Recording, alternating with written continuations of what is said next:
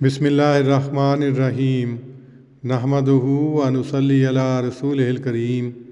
صحیح البخاری کتاب الصلاۃ باب 76 الاغتسال اذا اسلم و ربط الاسیر ایضا فی المسجد، یعنی جب اسلام میں داخل ہو تو غسل کرنا، نیز مسجد میں قیدی کا باندھنا۔ عنوان باب میں لکھا ہے اور شریح قرض دار کو مسجد کے ستون سے باندھنے کا حکم دیا کرتے تھے۔ حدیث نمبر 462۔ حضرت ابو ہریرہ رضی اللہ عنہ سے روایت ہے، وہ کہتے تھے کہ نبی صلی اللہ علیہ وسلم نے نجد کی طرف کچھ سوار بھیجے تو وہ بنو حنیفہ میں سے ایک شخص کو، جسے ثمامہ بن اسال کہا جاتا تھا، پکڑ کر لے آئے اور اسے مسجد کے ستونوں میں سے ایک ستون سے باندھ دیا۔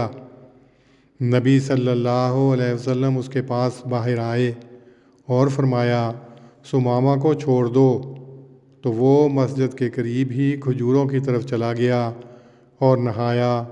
پھر وہ مسجد میں آیا اور کہا، میں اقرار کرتا ہوں کہ اللہ کے سوائے کوئی معبود نہیں اور محمد اللہ کے رسول ہیں صلی اللہ علیہ وسلم۔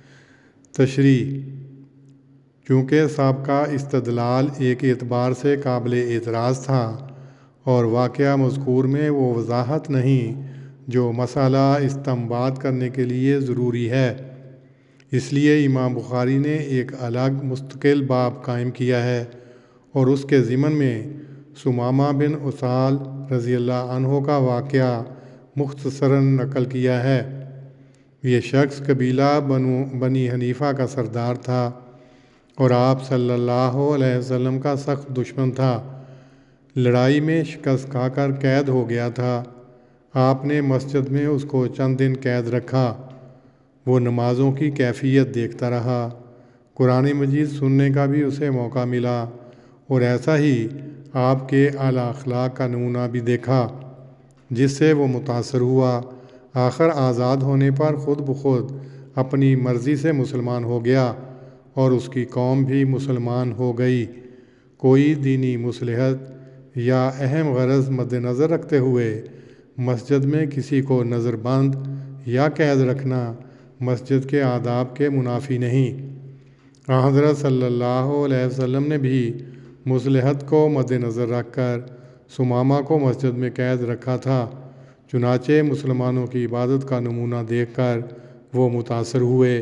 شارحین نے یہ استدلال کیا ہے کہ سابقہ باب میں جو اسیر یا غریم باندھنے کا ذکر کیا گیا ہے، اس سے مراد یہ ثمامہ بن اسال ہی ہیں، مگر جملہ ربط الاسیر ایضا فی المسجد ان کے اس استدلال کے خلاف ہے۔